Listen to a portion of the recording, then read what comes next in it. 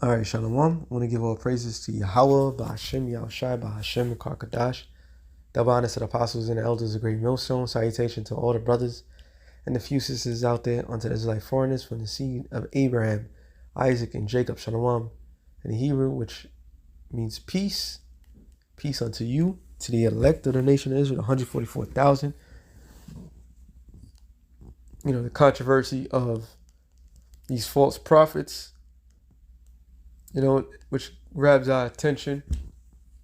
And as always, through the Spirit of Yahweh Hashem Yahushai, we're here to rectify and edify the church of the Lord, right? Because the church of the Lord is just not one particular camp, all right? The church of the Lord is the elect that's scattered in the four corners of the winds. Now, can one camp have the majority of the elect? Yeah, that's a strong possibility. But the objective is the elect of the nation of Israel. That's the main goal. So when we do these epistles, it's to gravitate to the elect and show them, because the elect is scattered in some of these camps as well, lost, and they don't know. That's why the scriptures. Matter of fact, I'm gonna start with that one. That's what the scriptures says to do this. I believe it's 15 and 14. I'm sorry, 16. 16 and 4. Salakia. I was just going to read that particular chapter, but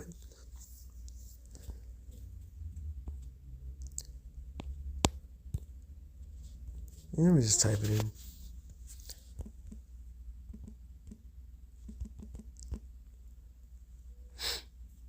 (16 and 17). I was right.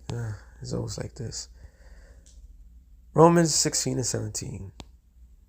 It says, "Now I beseech you, brethren, mark them which cause divisions and offenses, contrary to the doctrine which you have learned, and avoid them." So our job is to identify those that's causing division. The scripture tells you on 1 Corinthians that for us to speak in one unison, right? So in order for us to speak in one, we must identify those that's coming contrary. This is why the Lord made this statement. This is what I'm going to get into. Matthew 23, I start on 1. Then spake Yahushua to the multitude and to his disciples, saying, the scribes and the Pharisees sit in Moses' seat. Now the scribes, which are the writers, all right, and the Pharisees, which would what's the word I'm looking for? Not another word saying noble, but there was the ones that was sitting in the high seats in the time of the occupation of the Romans. Okay, it says, all therefore whatsoever they bid you observe, that observe and do. So what they tell you to do, do it, but do not ye after their works, for they say, I do not. So they say to do this, keep the law, statutes, and commandments, and all this other good stuff, but they themselves don't do it. Prime example, I was talking about Mr. General Zod over here, and he's an advocate. He's a hot topic. He's an advocate of the law, like a lot of these other camps. The law. Keep the laws. We could keep the laws 100%, which is impossible. But simultaneously, him and his top lieutenants has gotten one. Oh, wow. I just thought about that. I'm just going to name two right now. When the whole the Juicy Juice took place, he told his congregation they could take it, right? So him and his top lieutenants, top guys, they went and got the cotton swab. They showed it publicly, and he even got the shots, right? But what does the scripture says? You're not supposed to pierce your skin. That's one. All right, let's say that's a minor step back. Also, they say keep the laws, but they're the ones that get in shape-ups. They got men in the congregation that long hair. So do as they say, but don't do as they do. That's what the Lord was saying. For they bid heavy burdens and grievous to bore. So they will tell you these strong, the Friday night, Saturday night, which is according to them is the Sabbath. That's completely off. All right, unless the new moon comes about. Now you can say that's kind of hard to not to work in the new moon, but we under grace. That's simple things that can be answered. All right. Oh, the full moon is the new moon, so that they're going off on that, right? So all these things that they put heavy burdens on the congregation, they themselves don't even do. They don't do it, man. It says laid them on men's shoulders, but they themselves would not move them with one of their fingers, right? Because they're a bunch of hypocrites. But all their works they do for to be seen of men. That's why they wear the garments and the fancy garments, all right? He teaches what you only can have one wife, all right?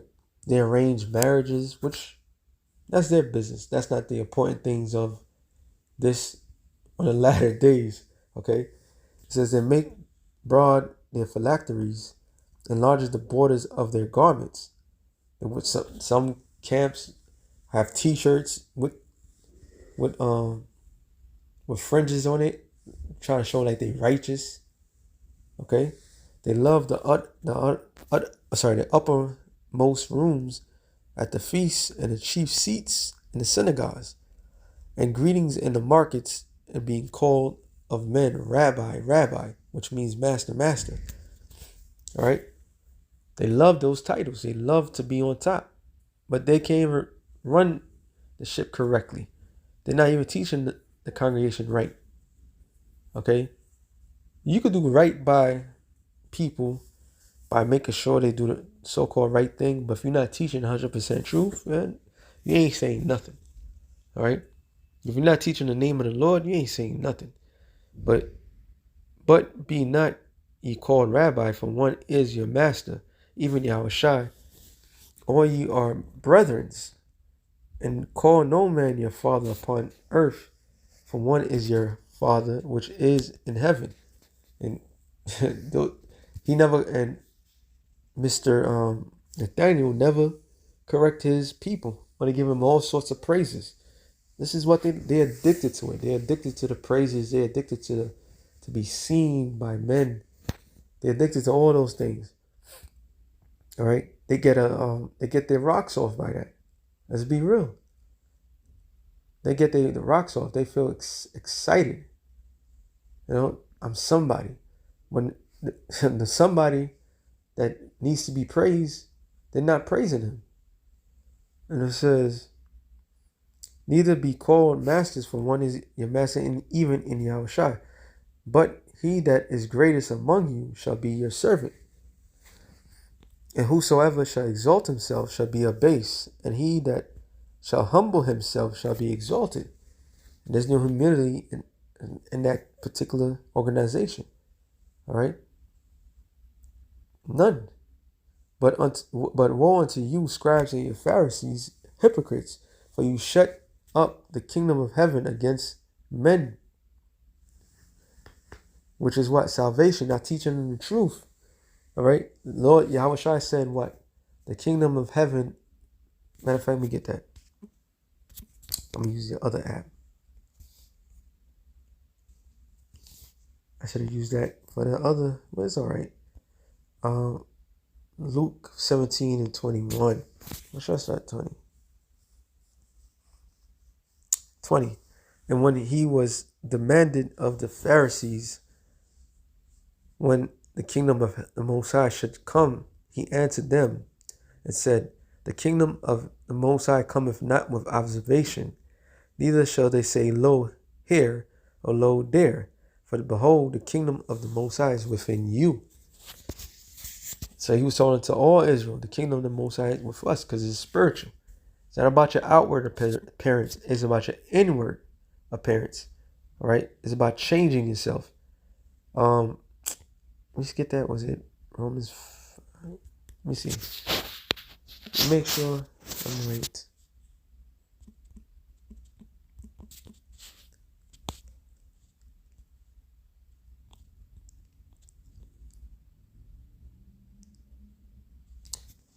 Romans 9:29. But he is a Jew, which is one inwardly, and circumcision is of the heart, which is your mind. So the Lord is looking for the, matter of fact, I'm supposed to go up. 28. But he is not a Jew, which is outwardly, neither is the circumcision, which is outward in the flesh. So when somebody's not circumcised, what is the form of that? The form of being not circumcised is skin over your tip of a man's thing. All right. And when the Lord gave that a covenant to Abraham, was to cut off the foreskin. All right. So that was the outward appearance. So even though some people practice certain things, which is lawful, if you in your inside is not changed, or you're the same person, then it defeats the purpose. But he is a Jew, which is one inwardly, and the circumcision is of the heart in the spirit, not in the letter, whose praises is not of the man, but of the Most High. So it's not about the outwardly appearance, how you present yourself. It's about your inward. Did you change? It says Colossians 3:5. It says, mortify therefore your members. Does it mean literally mortify? Which mortify means kill off. So you was to kill yourself? No. It's to kill certain parts of you, which are upon the earth: fornication, uncleanness, inordinate affection, evil, concupiscence, and covetousness, which is idolatry, for which things sake the wrath of the Most High cometh on the children of disobedience, and the which you also walked sometime when ye lived in them. But now you also put off all these: anger, wrath, malice, blasphemy, filthy conversation out of your mouth. Lie not one to another, seeing that ye have put off the old man with his deeds. So the Lord is asking to change your behavior, not what you look from the outside. All right. It says, verse 13. But woe unto you, scribes and Pharisees, hypocrites, for you shut the kingdom of heaven against men. So we established kingdom of heaven is the Israelites. All right. The change within. For ye neither go in yourselves, neither suffer ye them that are entering to go. Woe unto you, scribes and you Pharisees, hypocrites, for you devour widows' houses. For the pretense make long prayer, therefore you receive the greater damnation. And can you make a long prayer? Yeah. But you can make things short. You have to believe. But that was all for show.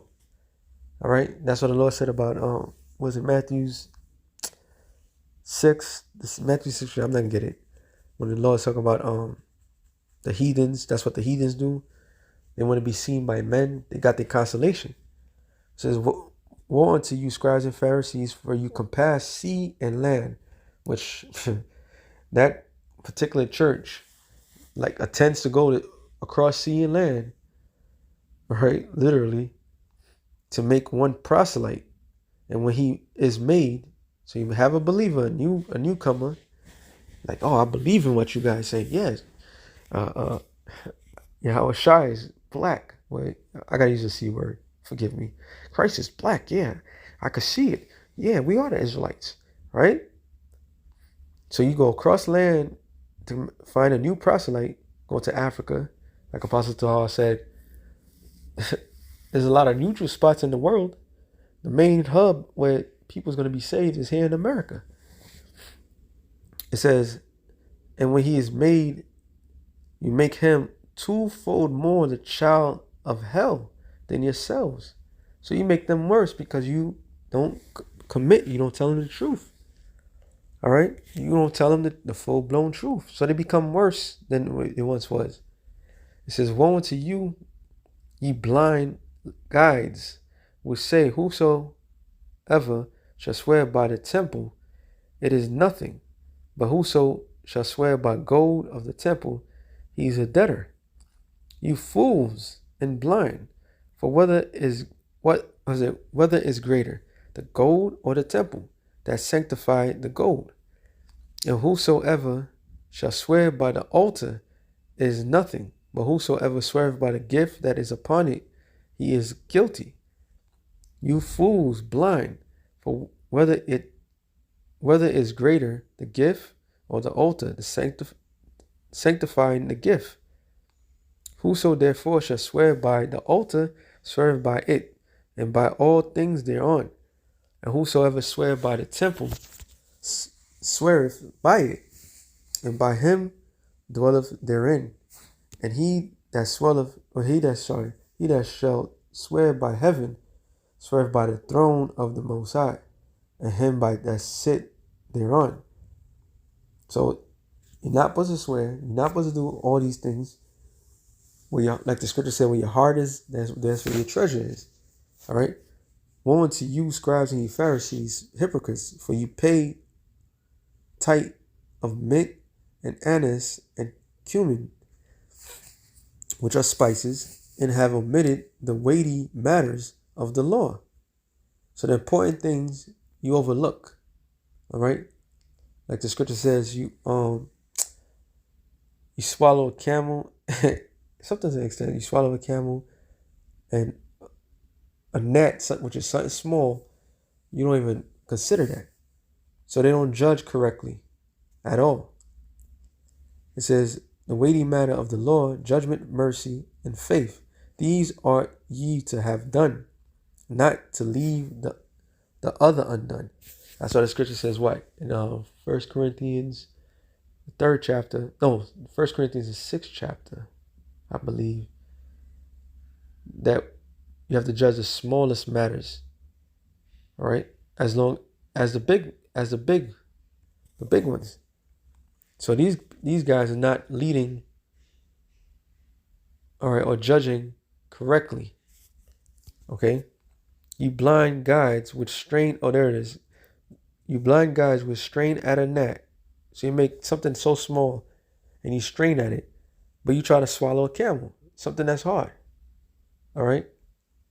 Something that's hard. Stick to the scripts. That's why the Lord told the disciples what? Lord told Peter to feed the flock, feed the slaughter, feed the flock, feed the sheep. All right? Not to go do this extracurricular activity. None of that matters. It says, woe unto you, scribes and you Pharisees, hypocrites, means actors. Because that's all, everything that these other camps are doing is all an act. On this side is just straight, raw, to the point. We're just hitting you off, telling you what the Lord told us to do. We're not holding back anything. They had a problem with the grape situation. But when it comes to the deep things, which they get offended by, and they don't want to deal with that. They don't want to handle certain things. All right? There's nothing about these camps is unique. It's all the same thing. It's all about the appearance. Woe unto you, scribes and Pharisees, for you make clean the outside of the cup and the platter, but within they're full of extortion and excess. Thou blind Pharisees, cleanse first that which is within the cup and the platter that is outside of them, of them may be clean also. Woe unto you, scribe Pharisees, for like unto whitened sepulchre, which indeed appears beautiful outwardly, but are within full of dead man's bones and of the uncleanness. And which also is a precept to that is what Ezekiel, the 33rd chapter, Ezekiel, the 3rd chapter, when the Lord said that I set thee as a watchman, and anyone, if you don't go and tell, that blood is in your hands. So all these other camps, they got blood in their hands. Even so, also the outwardly appeared righteousness, the outwardly appeared righteous unto man, but within are full of hypocrisy and iniquity. That's what the scripture says, what in the Apocrypha, how the eyes of the Lord are 10,000 times brighter than the sun. Because man fears only men. They don't fear the Lord. The Lord sees all. All right, the backdoor deals, a lot of these camps have done a lot of backdoor deals. They did a lot of shady things to keep their church going. Man's worth millions of dollars, right? Then he was when he presented himself at the time, probably he was a thousandaire. Talking about, look at me. Do I look rich? But now he's rich, calling us bums and this, that, to the third, because we don't look a certain way when the scriptures clearly tells you that we should be our garments be like sackcloth, lowest quality of garments, because the Lord is not concerned about it. It's all about the inwardly. It says, even so, ye also outwardly appear righteous unto men, but with ye are full of hypocrisy and iniquity. Woe unto you scribes and you Pharisees, hypocrites, because you build the tombs of the prophets and garnish the sepulchres of the righteous, and say, if we had been in those days of our fathers, which you hear this a lot, we would not have been partakers with them in the blood of the prophets. Wherefore ye be witnesses unto yourselves that you are the children of them which killed the prophets. And that's why you have so much hatred towards a particular group of men, because these are the same men that came scoffing, talking shit, killing a man's character. Okay, all those sorts of things they do because they don't same men that was killing the prophets back then. All right, it says, for you all, I said, fill you up then the measures of your fathers, you serpents, you generations of vipers. How can you escape the damnation of hell? So how can you escape the destruction of hell? All right, which hell is going to be America. All right, the lake of fire is America. It's not talking about a mystic hell, because how can hell be cast into hell? Wherefore, behold, I send unto you prophets and wise men, scribes, and some of them you killed and crucify, and some of them you scourge in your synagogue and persecute them out of your city, that upon you may come all the righteous blood shed upon the earth. Behold, the righteous of Abel unto the blood of Zacharias, the son of Barachias, who you slew between the temple of the altar. So this is generational-ish. Verily I say unto you, all these things shall come upon this generation, which is what? This particular generation. All these unrest, all this hatred, all this things that's been done. That's why you got men that scoffing, making jokes. All that shit is going to come back. Me and the brother was talking about it. You don't have to do much to hopeful a man of the Lord. But you consider small. But the Lord could take that as an act. And he was reminiscing of all the things that people did unto us and the great judgment that came behind that. The Lord is not playing. All that shit is coming back, man. This is that generation that's going to suffer for all those shits. Jerusalem, Jerusalem, thou that killest the prophets and stoned them, which are sent unto thee. How often would I gather the children together, even as a hen gathereth her chickens under her wings, and ye would not. So the Lord constantly gathered the nation together. Form of what? This word, through the prophets. All right. A lot of people like to bring up Zephaniah. So gather yourself together, nation not desired. How we was going to be gathered together? By the Spirit of the Lord, through prophecy. No other way. It says, behold, your house is left unto you desolate. If I say unto you, you shall not see me henceforth till ye shall say, blessed is he that cometh in the name of the Lord. So with that being said, turn real quick. Shalom to the elected nation. Shalom.